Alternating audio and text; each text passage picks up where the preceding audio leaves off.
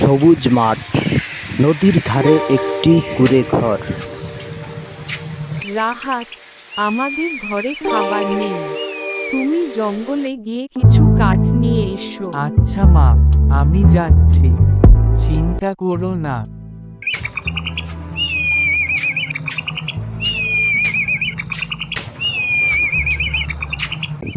জঙ্গলের ভিতর রাহাত কাঠ কুড়াচ্ছে।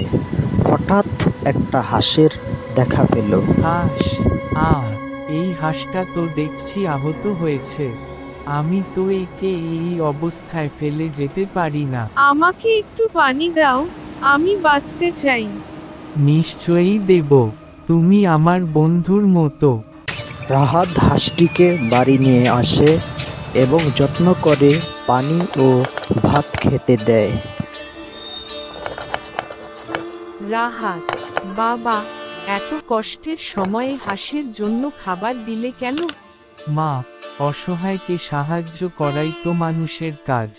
হা হা হা হা হা হা হা, তোমরা না খুবই ভালো মানুষ। একদিন সকালে রাহাতের মা রান্নাঘরে কাজ করছেন। হঠাৎ করে রাহাত দৌড়ে আসে। মা, দেখো তো, আমাদের হাঁস আজ সোনার মতো চকচকে একটা ডিম পেড়েছে। কি বলছিস তুই? সোনার ডিম কোথায়? আরে মা, চলো দেখে যাও। হাঁসের ঘরে আমি নিজের চোখে দেখেছি, পুরো সোনার মতো। এরপর মা দৌড়ে ছেলের সঙ্গে হাঁসের ঘরে যান। রাহাতের মা ডিমটা হাতে নিয়ে বলেন, এটা তো দেখতে একেবারে সোনার মতো। এ তো চমৎকার ব্যাপার। মা, আমরা এখন কি অনেক ধনী হয়ে যাব? ধনী হতেই পারি, তবে লোভ করলে আবার সব হারাতে পারি। মনে আছে সোনার ডিম পাড়া হাঁস গল্পটা? হ্যাঁ মা, যে লোভ করে হাঁসটাকে মেরে ফেলেছিল আর একবারেই সব হারিয়েছিল। তাই তো বলি, ধৈর্য ধরে একটা ডিম করে নিলে ভালো হয়। হাঁসটাকে ভালোভাবে যত্ন করতে হবে। ঠিক আছে মা, আমি প্রতিদিন হাঁসটাকে খাওয়াবো আর পরিষ্কার রাখবো। গ্রামে খবর ছড়িয়ে পড়ল। এই তোমরা শুনছো, রাহাত নাকি একটা হাঁস পেয়েছে, আর ওই হাঁস নাকি আবার সোনার ডিম পেড়েছে। আরে, এমন কথা তো কখনো শুনিনি। সত্যি নাকি কিশোরদা? বিশ্বাস যদি না হয়, সবাই চলো দেখে আসি। এবার গ্রামের লোকজন রাহাতের বাড়ি ভিড় করতে শুরু করে।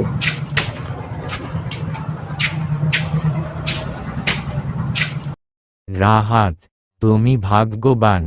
তবে শোনো, এত বড় সম্পদ তুমি একা রাখতে পারবে না। ঠিক বলেছ, সবার মাঝে ভাগাভাগি করতে হবে। ভাবো তো, যদি প্রতিদিন একটা করে ডিম দেয়, আমরা সবাই ধনী হয়ে যাব। সন্ধ্যায় কয়েকজন গ্রামবাসী চুপি চুপি জড়ো হয়েছে।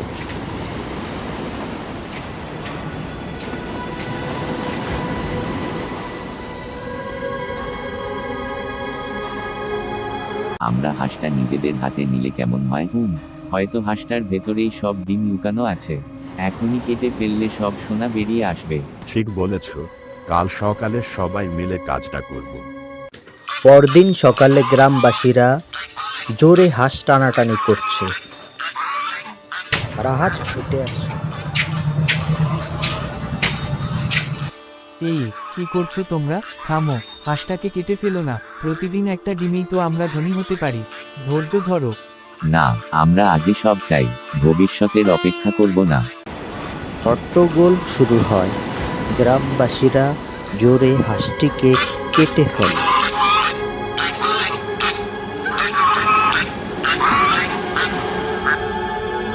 হাঁস নিথর হয়ে পড়ে থাকে। ভিতরে আর কোনো ডিম নেই। সবাই হতভম্ব। হায় হায় হায় হায় রে, একটা ডিমও নেই।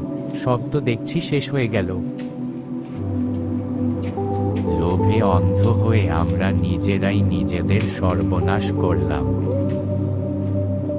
রাহাত অনেকক্ষণ কান্না করে এবং বলে, আমি তো বলেছিলাম ধৈর্য ধরতে, এখন হাঁসও নেই, সোনার ডিমও নেই। লোভ মানুষকে সর্বনাশের পথে ঠেলে দেয়। ধৈর্য ও বুদ্ধি প্রকৃত সম্পদ।